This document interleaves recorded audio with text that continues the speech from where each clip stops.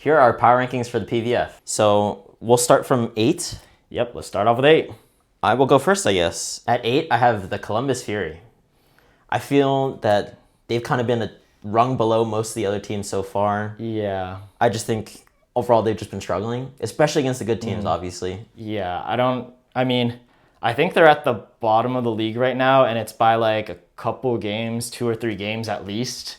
So I think leaving them at 8 is pretty appropriate. I don't think to me, they haven't looked like they're like truly competitive with any of the other teams in the league. I mean, obviously they've been able to pick up some wins, but in volleyball, any given night, you could pick up a win or two. So that's kind of where I think they stand. I also have the Columbus Fury at number 8. All right. Okay, so I'll go on for number 7. So at number 7, I have the San Diego Mojo. I think they are different from Columbus in that they do have some bright spots. I like their setter a lot, the Korean setter. They have a handful of like solid players who show out every now and then. I just don't think as a team they're able to put it together like that right now.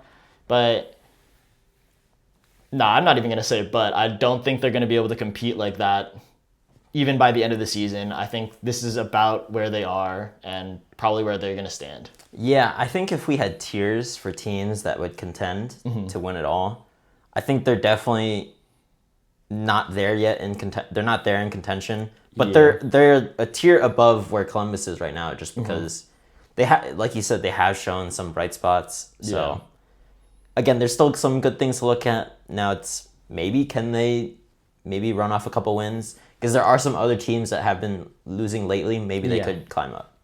But I think 7 is an appropriate spot for me. Yeah, and I agree. I also had San Diego Mojo at 7 here. Yep. So we can just move on to number 6. All right. So on to number 6. I had the Vegas Thrill. I also have the Vegas Thrill at number 6. I think if we were early on in the season, I would have had them a little bit higher. For sure. But definitely. The problem with them is if you've been keeping up, they are actually on their 6th straight loss. Yeah. That has been the issue right now is since we're doing power rankings, we're going based off of right now, how good are these teams? Yep. And obviously you want to take into consideration the rest of their season. That's why we have them. That's why I have them at 6 is they've looked pretty good in the beginning of the season, but they have been losing a lot lately. Yeah, I think they just haven't been able to find their consistency. Anymore.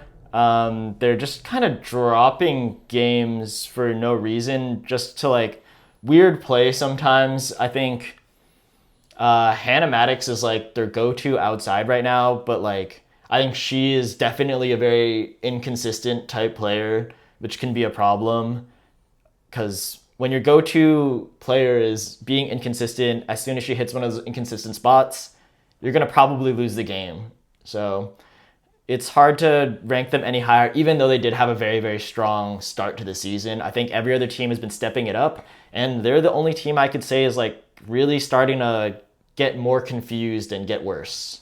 Yeah, I think you see a lot of these other teams have shown some spots, especially from the spots higher than this, right?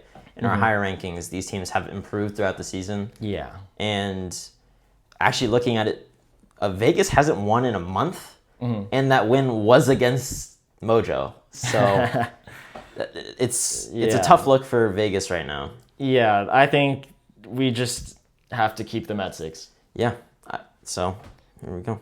Did I say that I ranked them at 6? No. Oh. I also have the Vegas Thrill at number 6. Okay, so we'll move on to number 5 now. At number 5, I have the Grand Rapids Rise. I think they're speaking back to like the tier list type of thing. I think they're like a solid middle of the road team where they're pretty solid, but I don't think they're quite there in terms of like, oh, let's really contend to win in the playoffs.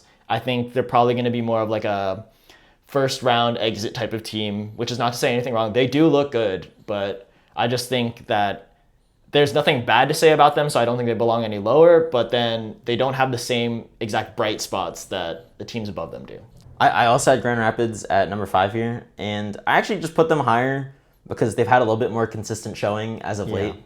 And when I was comparing between Vegas and them, because I kind of had them two interchangeable at this point, and they beat them about a week ago. So I also give them that. They have the head-to-head over Vegas, and again, they've just been a little bit more consistent as of late. Yeah, I think perfectly fine at number 5. All right. So moving on to number 4. For number 4, I had the Indy Ignite. I also have Indy Ignite at number 4. I feel that this was a perfect spot for them. Yep. That to me, the top 4 have been the actual contenders at this point. I think this is where they're in their own tier, or a little bit of a separated tier from the bottom 4 teams. Yeah, and they have looked very good this season. So it's not bad for them to be at 4. Yeah. It's their first season in the league. They're an expansion team, so 4 is very good. Yeah, and I think they have a lot of good solid bets, and they have a lot of good young players. I think it's a very good balance, and I think it's starting to work out for them. I think as the season has gone on, they have the benefit of the doubt to me, where since they are the expansion team, they are the newest with the infrastructure, dealing with the, with how the league works and stuff like that. And I feel that they've only been able to improve, which helps them, and I think it's deserving of number 4. Yeah, I think at number 4, I honestly would have had them at number 3 a little bit earlier, but Atlanta has, that's a little bit of a spoiler, but Atlanta, which is higher than them, but maybe lower in the rankings, has started to Atlanta started to look a lot better. And Indy, while not looking worse or anything, I just don't think that they look quite as good. I mean, I think Sydney Hilly is still running a great offense. I think she is at least top 2 setter in this league. I think that the Ignite are still just kind of piecing it together a little bit. They're still trying to figure it out, because I don't think they have the exact same attacking firepower as maybe the other top teams. So I think number 4 is a good spot for them. Yeah, and to be fair, they do have a lot of new players. Yeah. Obviously, it's a new team, but they have new players that are just out of college, and that you see them get a lot of playing time. Yeah. Anna DeBeer has been playing as of late. You also have Cece Crawford. She's been really good in the middle, but again, also just newer to the pro scene. And then also Elena Scott, right? Again, a great libero, but just newer to the scene. So just having to adapt to the pro level. Yeah, I think maybe not this season, maybe in a next season, moving forward, they'll look a lot better. So they're set up for the future, which is very good. Yeah, I mean, they obviously have a really good veteran group.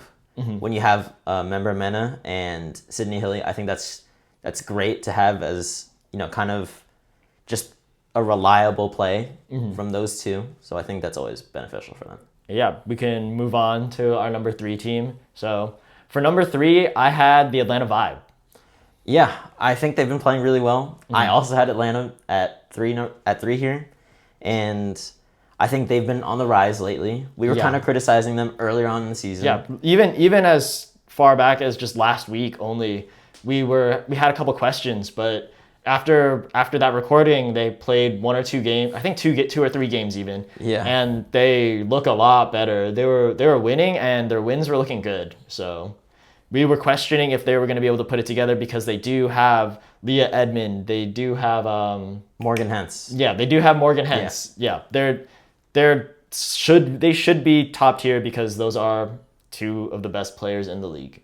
So I think this is them finally putting it together, and honestly, in the future, we could see them moving up in these power rankings, just in the rankings in general, because they're starting to gel a lot better, and things are looking good for them.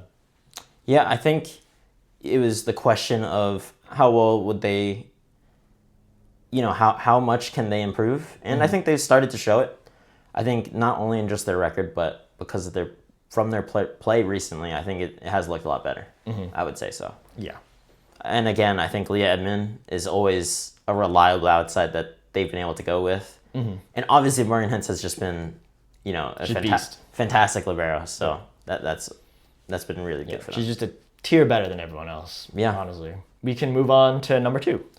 So this is where I would say has been the dominant teams. Yeah. And these are the two top teams. Yeah. Everyone knows it. And you guys know it. Throughout the whole season, they've been dominant. Mm-hmm. So number 2, I had Omaha. Yep. So I also had Omaha at number 2, and that also means that at number 1, both of us have the Orlando Valkyries. So, I mean, what more can we say?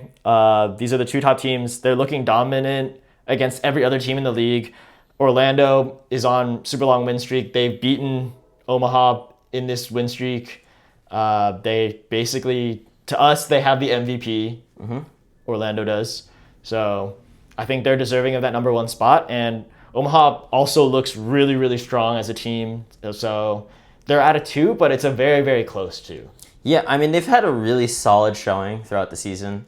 I think Brooke Nona-Viller has been really solid for them on all parts of the game. Locked in.